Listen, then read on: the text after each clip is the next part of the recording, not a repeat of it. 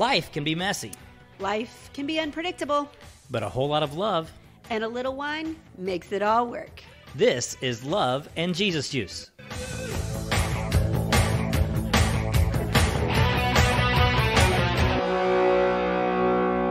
Hey, Paula. Hey, Kirby, What is in our glasses tonight? we are drinking a Cabernet Sauvignon from Talon Winery in Lexington. They actually have two locations, but the Lexington one was where we went. Right off the interstate on I-64 in Kentucky. Okay, and here's the deal. We normally do a tasting. The way we get wines is we do a tasting at the venue, and then we talk about it on the podcast, right? Yes, and sometimes we remember the taste, and sometimes we don't, right? Exactly. And so that's what makes it fun. Well, this one we actually did not try. Yeah, the governor of Kentucky and I need to have a chat about that because we tried to stop for a tasting on our way back from Pigeon Forge. Yeah, and we couldn't do that. And so we love to support wineries and vineyards and those kind of things. And so we really wanted to buy a bottle. We love cabs, so this is a good direction to go. So let's truly try this. Taste. Let's see. Let's do it. Oh, that's really good. That is a really good cab. That is a really, it's really rich. It's got a lot of flavor to it. It is very dry. Maybe it's a good thing we didn't try this because we may have bought a little too much of it. It says a Kentucky oak barrel aged, dry red, rich, full bodied with flavors of deep black currant and black cherry aromas. Yeah, Pairs you can definitely well with beef or chocolate. You can definitely taste a little bit of the oak. That's the richness. But I don't like really oaky wine normally, and this is really good. It is. I don't think it's super heavy on the oak, and I think it's going to go really well with that chocolate icing and graham crackers that we've got. Oh, that we've been kind of okay. So this is so funny. I need to avoid dairy. Mm-hmm. Yeah, I need to avoid dairy. I just do better if I do. We're not going to talk about what happens. It's I don't feel good. I don't feel good. Our listeners do not need to know that. I just don't feel good. And so we had a can of icing that was left over from I don't even know what. And my mom used to always eat icing and graham crackers. And we also had lots of graham crackers left over from the rainy wedding when we were going to do the campfire that did not happen. We were going to do s'mores. That's right. Mm-hmm. And so we had lots of graham crackers. And so I started on this kick with icing and graham crackers. And it really does go really well with wine. It really does. And so now we've bought more icing. Yep. And more graham crackers. And yeah, I'm just knee deep. And I tell myself that even though the graham crackers are in the cookie aisle, they're not the same as cookies. Yes. So it's okay. So we feel better about it. They're crackers because crackers are okay. Yeah. We ran several miles today. So yes, I feel like we deserve it. Yes, we can reward ourselves tonight with that. And the other thing that is fun about the Talon Winery is we've told the story on this podcast about kind of our first experiences. Yes. Go talk about that. Going to wineries years ago on a trip to West Virginia. How many years ago was that? I believe it was 7. Okay. And we were taking a 3 or 4 day trip with no destination except for where we were going to sleep and then nothing to do. And we started getting off on exits looking for the Bourbon Trail in Kentucky, and we ended up finding a lot of wineries and discovered that the environment, the climate of northern Kentucky and Virginia and West Virginia is very similar to that of Napa. Yeah. So it was that was really when we got our first education of any of that, which was really fun. And that's when we also found out that we like to talk to the people that owned wineries because they're small business owners. They're super passionate about what they do. And so it was just a great way for us to get to know some people and learn a little bit more about it. And we're still not, I wouldn't say educated highly at all on wineries and wine, but we love the experience. Well, I think more than anything else, we're educated on people. We love people. We love those. Yeah, we love to know their history. We love to know where they started. And so Kirby's remembering that this was one of them that one of our first ones. Yes. And then obviously this bottle of wine is not from that time. Right. It was from most recently. But it was fun to kind of circle back to that. And we probably would have stopped at some more wineries in that area if I hadn't been in the passenger seat snoozing. Yeah, he took a long nap, so we skipped a few. Well, I have narcolepsy. Yes, you do. That is totally true. Okay, so we are talking about a topic that we started talking about on a recent excursion. Adventure that we made on Sunday. We like to adventure. Yes. So on Sunday, we had the bright idea long before Sunday. Yeah. But we went canoeing one time, and we saw people with inner tubes floating down the creek. Yeah, so we've talked about we live close to a state park, and there's a couple places actually that you can rent canoes, and we've said, oh, well, maybe we should buy a canoe, and then we could just do that whenever we wanted, or we've seen kayaks, maybe we should do that. And on this particular one, we saw a bunch of inner tubes. Yes, and they were floating on the inner tube and drinking beer and talking and having all kinds of fun, and we thought, well, hey, we could do that. So we bought ourselves a 2-person tube. Yes, that has a cooler in the middle of it. Well, we discovered it's not so much a cooler. Well, but it's cute. It is technically a cooler. It's a storage spot for your drinks that doesn't keep much cold. No. But the inner tube was only like $40. So, we're not talking high class here. But it was awesome because we put our water in there, put our beer in there. Not that we had any beer on an open water, but we did. And... we did some research, and this is where it got kind of weird, and the purpose of the topic tonight is we've never done this before. And neither one of us had. I have been on an inner tube on a creek before growing up, but definitely not in this place. It's been like 30 years. I mean, and anything I'd ever done has always been part of an outfitter. Yes, right, exactly. So it was where somebody said, "This is where I'm going to drop you off. This is where I'm going to pick you up. This is what's going to happen." Yes. All of this kind of. And when you buy your own tube, the outfitters no longer want to do that. It's shocking, really. Yes, I'm really surprised. And that was one of our first surprises. Just getting your own tube kind of creates a new barrier to the process. So then we had to find a creek where we could both put in, and then take out that wasn't too far down. Right, and so that was the big thing was, okay, can we park a vehicle? Will it be safe? Because we have lots of bridges, obviously, but you can't just leave a car all day on private property, place. Right? Or up beside the road or wherever it is. So what I did, well, let's start over. Okay. I'll tell you what I did in a minute. Okay. But here's the truth about me. I hate to be wrong. That is absolutely true. With a passion, and it's both a combination of just a sheer hatred of the feeling I get when I'm wrong about something, but also I feel internally embarrassed when something that I put together doesn't go well.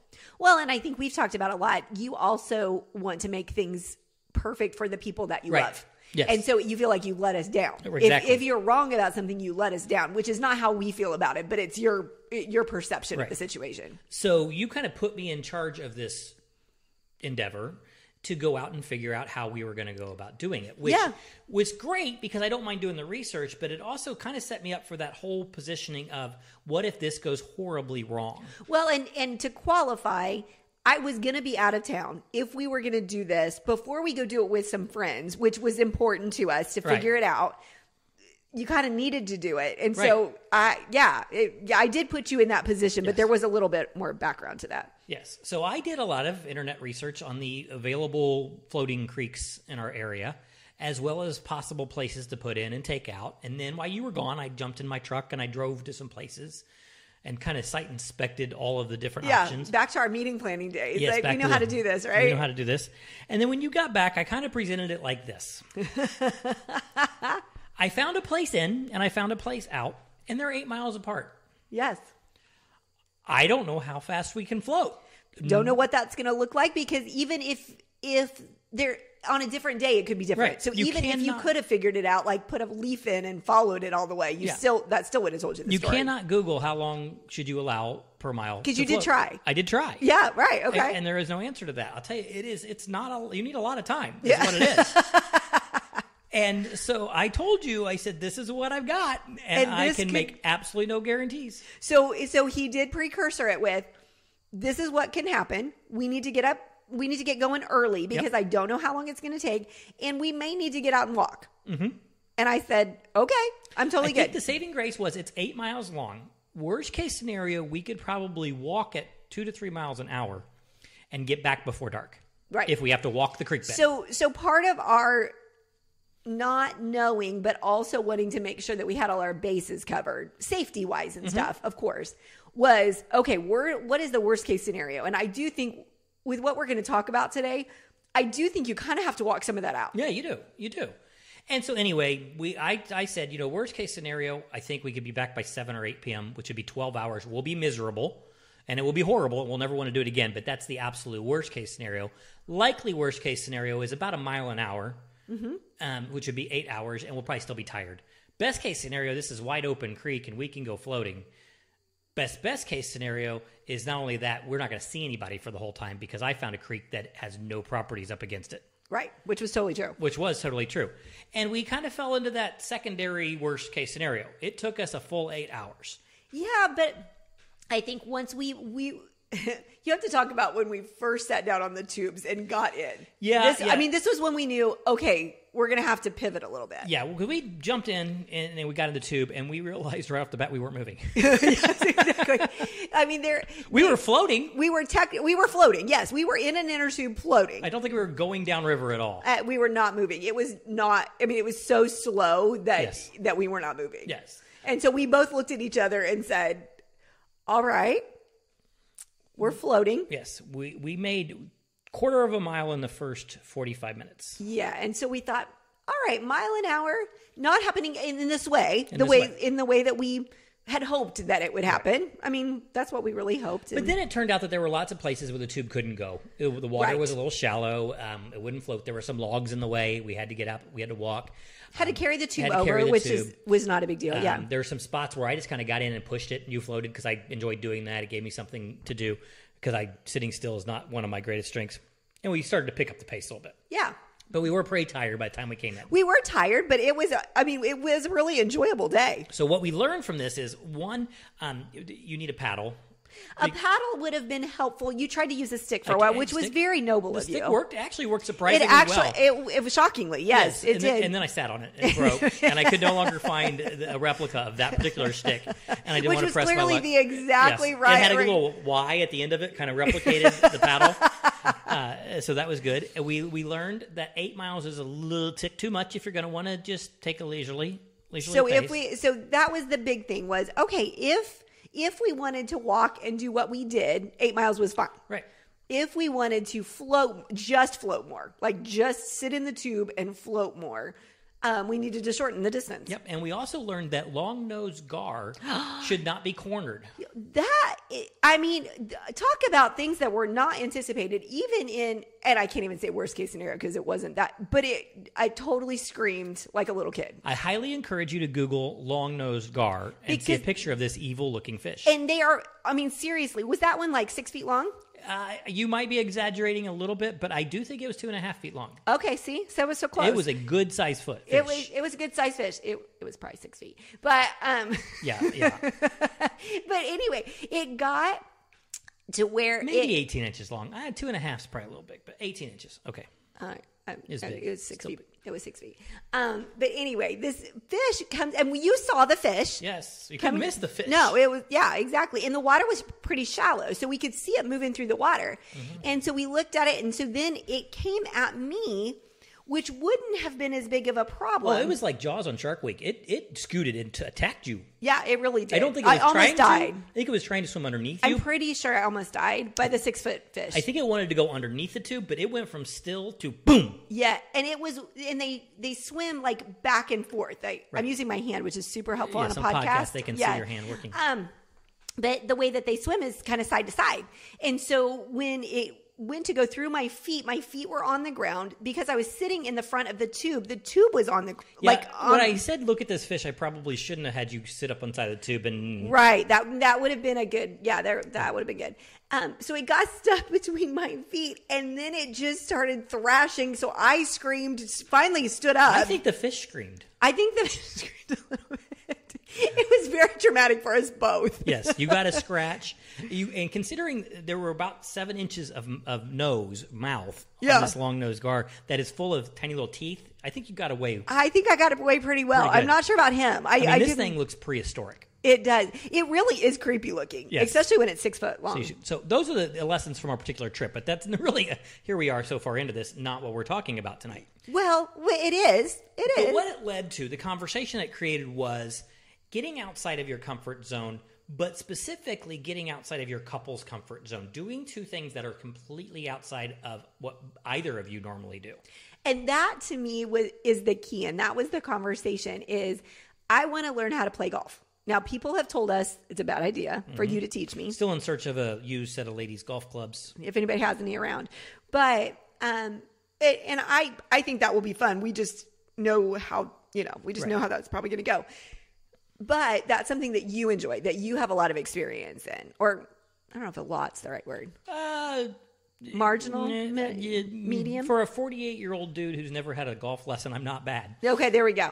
And then there are things that we've done that I enjoy more, that I have more experience at. But it's rare that we do something that both of us, we do now. But especially when we were younger, we definitely didn't do things that neither one of us were so bad getting out of our own comfort zones. We certainly didn't sit and go, okay, what can we do that is neither one of us? Right, exactly.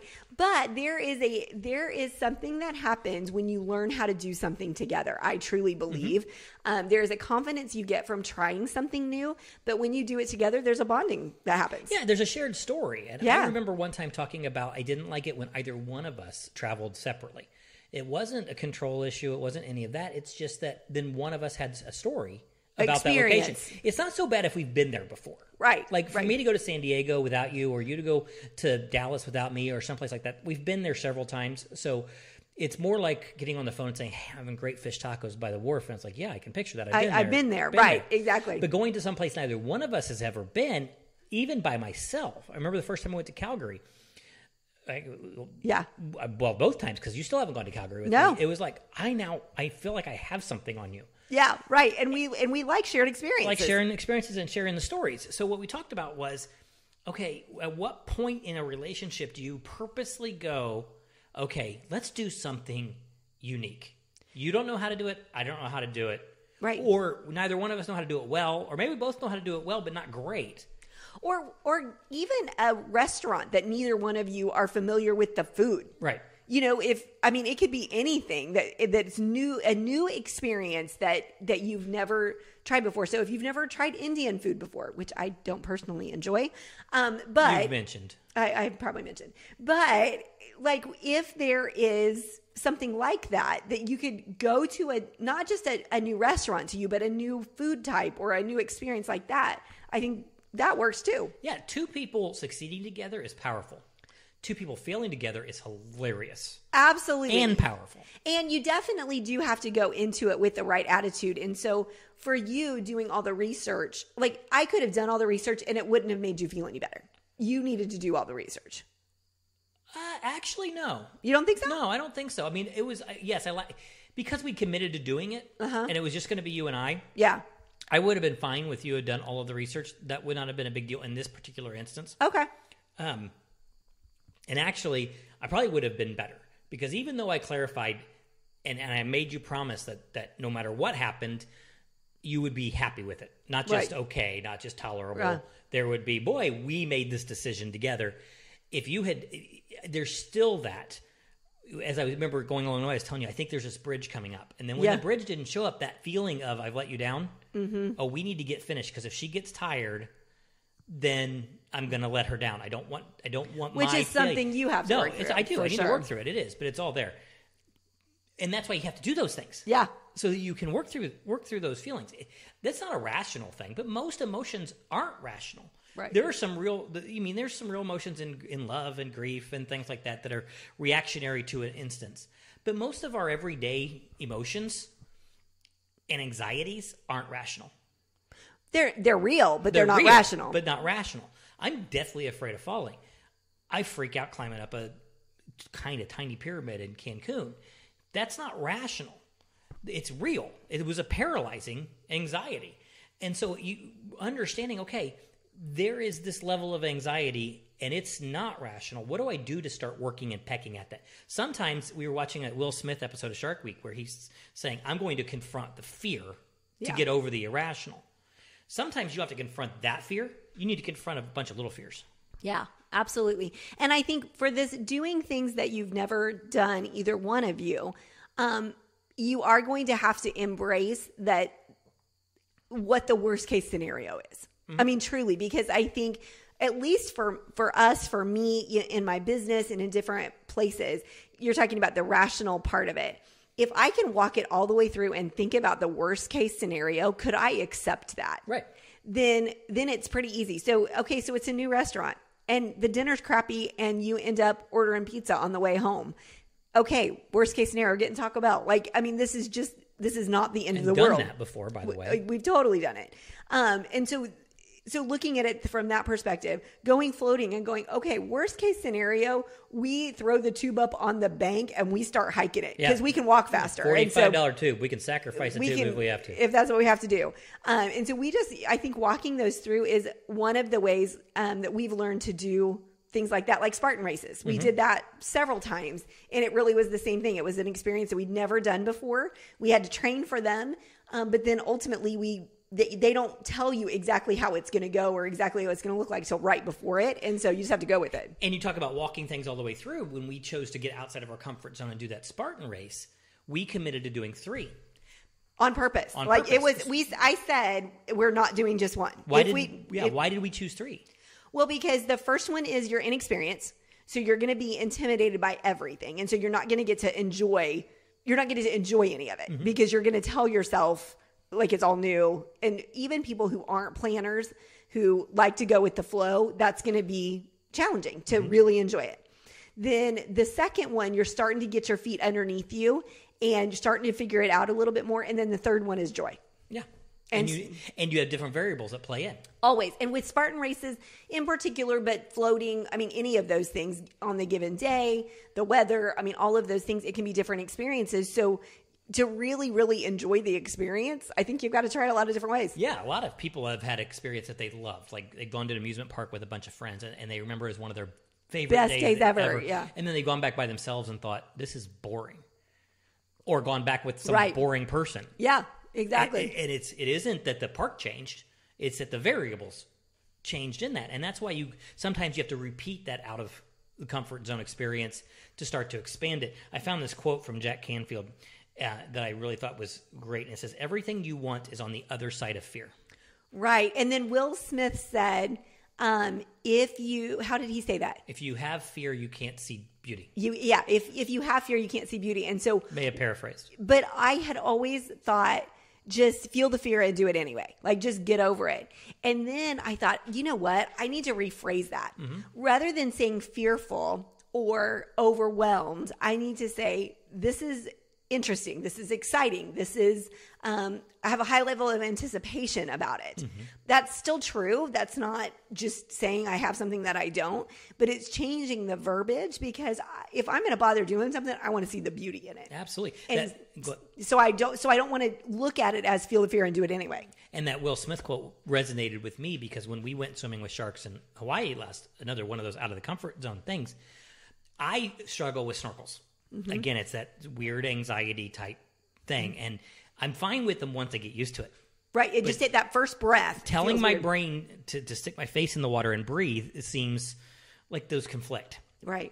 And it had been a while since I'd snorkeled, probably 4 or 5 years. Yeah, a long time. And I got in that cage and I could not get my mask and face in the water without almost having a panic attack. And I was so struck by fear, I was going to miss out on this incredible experience if I didn't find a way to overcome it. Right. And I'll tell you, 5 minutes later, after I talked myself through that and said, that's not an option. Right. And you don't get to feel that fear anymore. Like you said, it's not a matter of feeling it and doing it anyway. I had to eliminate the fear. Right. I actually did better than anybody else. You had to reframe the fear, right? Okay, so this is something that isn't necessarily comfortable. So how do I get comfortable? Right. Not can I, but how can I? So I threw the snorkel out and just started going underwater. Yeah. Got used to being underwater and then got used to using the snorkel again. And I had to acclimate. Water and you are best friends. Yeah. I love water. So that part doesn't freak me out. But the whole swimming with sharks didn't freak me out. And it freaks out a lot of people. But the experience of doing something that none of us had done before. Right. Actually, that particular time was with a group of friends. Right. And so that was really fun to me. And I mean, yes, I probably should have walked out worst case scenario, but whatever. What is that? There's a movie about that. But swimming with sharks and how the cage comes free or something like that. But I didn't go there. So yeah, I just thought it was an amazing experience. It was an amazing experience. I would recommend it to anybody. Highly, yes. Highly. Matter of fact, if you're on Oahu, I would say it needs to be the must-do experience. Yeah. We had a friend that skydived, and that might be the second one. We just didn't get a chance to do that one. And it's one of the few things I would do a second time. Oh, I would go shark dive. I mean, every time we got the opportunity, I would do it. I would still like to scuba dive. You just don't want to scuba. Which is so funny. It is. Because I would scuba with the sharks. And you know, though I say I wouldn't do it, but when it came down to it and you said, are you like, I'm going to do this, are you going to do it with me? I would totally do it with you. It helps that I've scuba dived one time. And so at least I think that's cool. Yeah. And I've never done that before. Okay. So I was doing some research about this topic, which there is not a lot to do. But I thought it'd be fun to just look at couples getting outside the comfort zone. Okay. And I was a little concerned when I Googled that. But yeah, I was going to say, because that could go a lot of different directions. You didn't get into the images, but it was all safe. And believe it or not, I found something on Martha Stewart's website. Martha Stewart. I don't think she wrote this article. I was going to say, okay. There was something on and it had 7 things to do, and some of them I don't necessarily think apply, but I'm going to go over them real quick. If you're struggling, and maybe you haven't done this. So you just need some starters, some ideas. Take a mini vacay. And honestly, I started to poo-poo that, going, well, how is that outside your comfort zone? But I realized a lot of our relationships started with understanding we didn't have to do the big vacay. Right. Vacation. That's so true. A weekender sometimes because when you do a weekend vacation, a lot of times you go home. You go someplace nearby. That's so true. Like you don't look at like what's an hour away that we could enjoy in a different way. Right. So like going to stay in Indianapolis for us. Right. Yes. Yeah. Go get a couple nights in a downtown of a city nearby. Do museums. Do the stuff that you associate with elementary school field trips, but when you do them as an adult, they're really, really cool. Yeah. And I realized that is one of the things that we did. We started being tourists in our hometown. Yeah, totally. And we found some really cool things in Indianapolis just by stumbling on them on a Saturday afternoon. Because we would decide to just, okay, we're gonna go out in the evening. Let's get a hotel room. And so we'd go into town early, and we literally would wander the city and act like tourists. Yeah, exactly. And that was really cool. Number 2 is a weekly date night. I would say if that's outside your comfort zone, you got some other things that needs to be. I was going to say that to me is non-negotiable. Yeah. Now, when we've done podcasts before about when our kids were young and we didn't have money and all of that kind of stuff. So that doesn't mean that it needs to be fancy or expensive or anything. It's a relationship builder, not a comfort zone thing. It should not be a comfort zone thing. So I hope that's not where you're at. Camp outside or change your routine. Yes, and that is critical. And it's cheap. And it's super cheap. But yeah, I don't really want to camp, but if you've got a couple of folding lawn chairs, take some sleeping bags out there, put some music on. You don't have to stay out all night. No. But just commit that you're going to fall asleep out there. And just especially if you've never done anything like that. We met at church camp a million years ago, so we've kind of done the camping thing as much as I need to, but do something risky. Oh, which I think the swimming with sharks would qualify. Yeah. Okay. Climbing a pyramid. What's something though that could be like we could go do it this weekend? Risky. Is there something like that? Well, we'll have to put some thought to it. We don't I'd love really to have time this weekend. No, not this weekend. But I mean, some people may think going to a restaurant and spending money on something would be risky though. Right. Too. So the idea is to get your adrenaline up. So our risk level is probably a little higher than some people. Well, we've been doing this for a while. Yeah, that's true. Okay.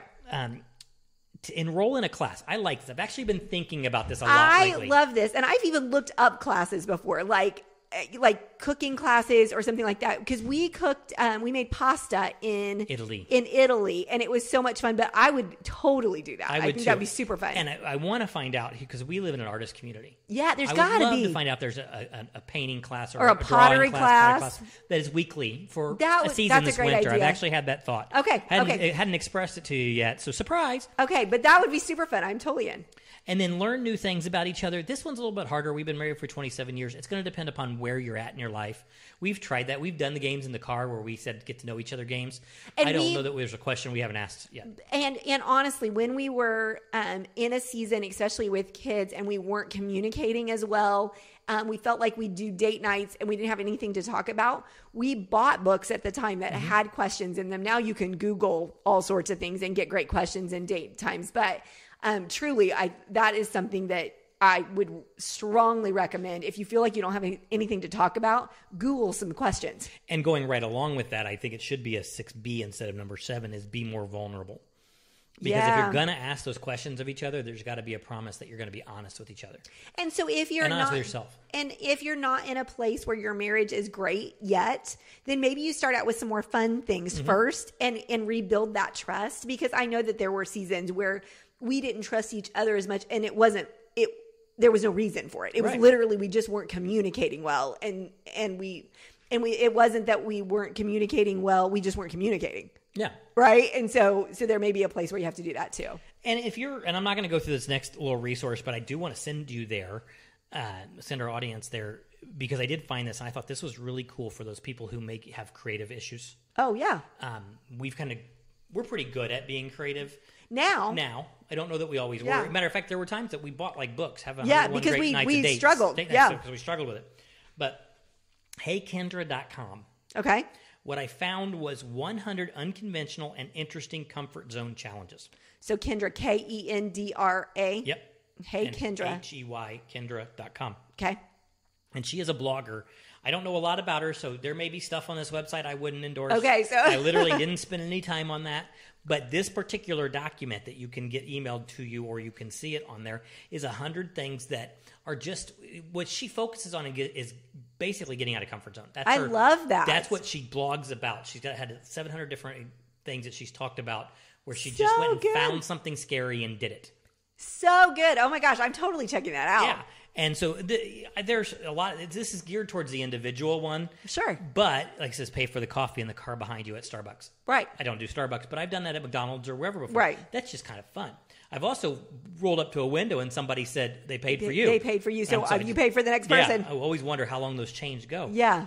But like drive around, crank your favorite songs, and have a dance-off at stoplights. Yeah. Oh, my gosh. Totally. Go play bingo. That's another one I've talked about. There's a bingo hall right down in nearby town. Okay, we're doing that this winter. Okay, we got to figure it out. Again, I have to go figure it out. This is one for you.